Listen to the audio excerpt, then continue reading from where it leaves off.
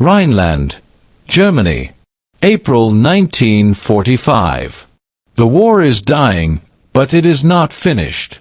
60 seconds remain before a village decides that justice no longer needs permission. The square smells of ash and wet stone, of burned timber and plaster that has absorbed too much smoke to ever be clean again. Roofless walls exhale thin gray ribbons that drift upward like unanswered prayers. Somewhere nearby, something still smolders, popping softly, as if the ground itself refuses to cool. Lieutenant James Avery steps into the square alone, boots crunching over glass that once belonged to a bakery window, then a classroom, then someone's Sunday morning. His Lee Enfield rifle hangs low across his chest, safety on, muzzle down. He has learned that how a man carries a weapon matters almost as much as whether he uses it. Then he sees her. A woman tied to a wooden post driven into the cobblestones at the center of the square. Her nurse's uniform is torn at the shoulder, stiff with dried blood and mud. Rope bites into her wrists, raw flesh shining where skin has given up. Her head hangs forward, chin against her chest, but her breathing is steady. Above her, nailed crookedly to the post, a hand-painted sign sways slightly in the smoke-heavy air. The letters are thick, brutal, uneven. Verrater. Traitor. The crowd around her is small but tightly wound. 20 villagers, maybe 30. Old men in threadbare coats that once meant respect. Women with hollow cheeks and eyes dulled by months of hunger and loss. A child stands off to one side, kicking gravel without understanding why the adults are so quiet. Someone spits. The sound lands wet against stone. Avery feels the weight of the moment settle on him before his mind fully catches up. The rifle. The uniform. The way his presence marks him as both liberator and enemy. 60 seconds. That's all he has before someone decides waiting is worse than doubt.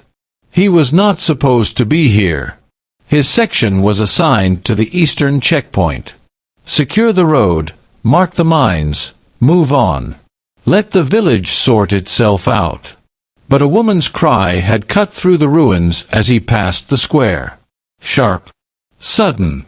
Silenced too quickly by a hand or a fist. Avery told Corporal Dawes to hold position. Safety on. No shots. And then he stepped forward alone. The crowd turns as one, like an animal sensing movement. An old man in a stained Homburg steps out, pointing at the woman as if she is an exhibit, proof of something already decided. He speaks fast, angry, practiced. She helped your men. She gave them water while our boys bled. She is a traitor. Avery's heartbeat is loud in his ears. He has stood in burning houses and felt calmer. This is different. This is a village trying to cauterize its shame by burning a wound. He looks at the woman again. Her face is bruised, violet and gray, but when her eyes lift to meet his, they are not pleading. They are tired. Resigned. Whatever happens next, she has already imagined it. Avery does not raise his rifle. He plants it instead, but to cobblestone, like a stake-claiming ground. Halt. One word. German. Sharp and clean. The crowd hesitates, not from fear, but from the sudden friction of interruption.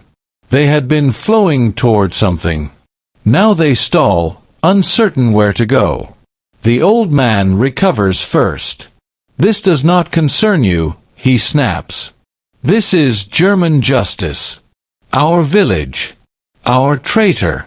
Your village is under British jurisdiction now, Avery replies, his German stiff but deliberate, each word placed carefully.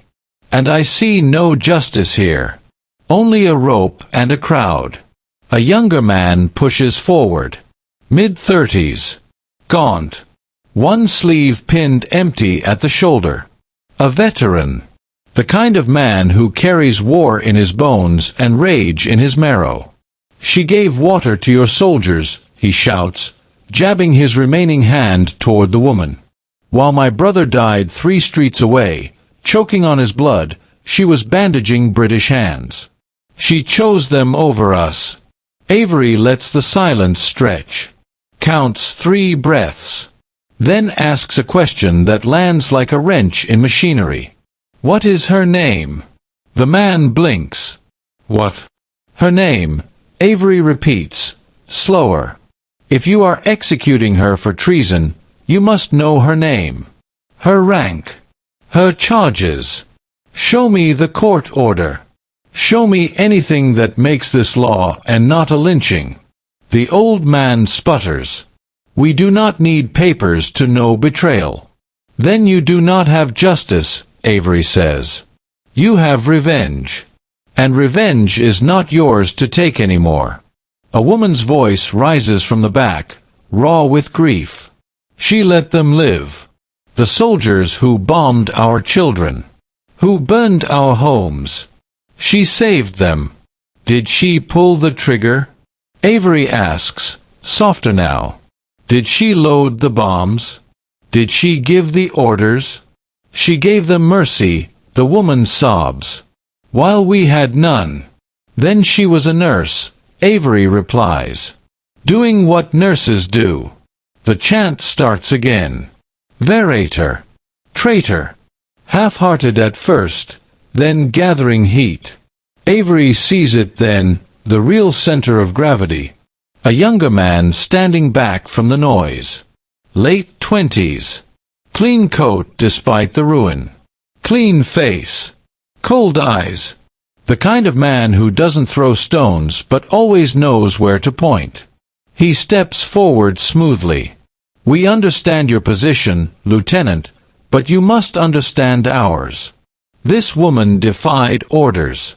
She aided enemy combatants. The sentence has been decided. Decided by whom? Avery asks. By the people she betrayed. Then the people have no authority, Avery says. I do. You are one man, the man replies calmly, in a village that does not want you here. You cannot police every street. Avery steps closer until the man can see the mud on his boots, the sleeplessness in his eyes. You're right, Avery says quietly. Then switches back to German. I am one man. But I am the man with the rifle and the authority of His Majesty's forces. And if you touch her again, you will learn exactly how much one man can do. He turns to the crowd. This woman is under British protection. Any harm to her will be treated as aggression against Allied forces. If you have charges, submit them to military government. Until then, she is not yours. Avery walks to the post. Kneels. Introduces himself softly. Tells her he is cutting the rope. She nods. Barely. He draws his knife. The rope parts easily. She collapses forward and Avery catches her, surprised by how light she is. War has rationed even bodies. The crowd does not riot. It dissolves. Slowly. Like smoke losing its shape. Later, in a field hospital that smells of iodine and canvas, she sleeps. When she wakes, she asks for water. Her name is Liza Hartman. She was a nurse. She stayed when others fled. She treated whoever was bleeding. German, British, American. She tells him about boys dying, about chocolate shared, about being dragged from the hospital at night. About the sign being painted while she watched. What happens to me now? She asks. You stay under protection, Avery says. I'll see to it. She nods. Thank you, she says. I did have to stop them, he replies. I just didn't know it until I saw the rope. At headquarters, Avery is questioned. Told he exceeded his authority. Told war has no room for philosophy. He listens. He answers. He is not punished. Not praised. In his diary, he writes the truth. That he intervened because walking away would have changed who he was. Liza survives the war. Avery leaves the army. The village square fades into history. But the question remains. When the rope is ready, when the crowd is certain, when the sign declares guilt without trial, who will cut it? Because someone must. Not heroes. Not saints. Just people who decide that being human still matters. If this story made you think differently about loyalty, mercy, or the choices we make when the world asks us to look away, share it. These stories matter not because they are history, but because they are human. And humanity, in the end, is the only side worth taking. Thank you for watching.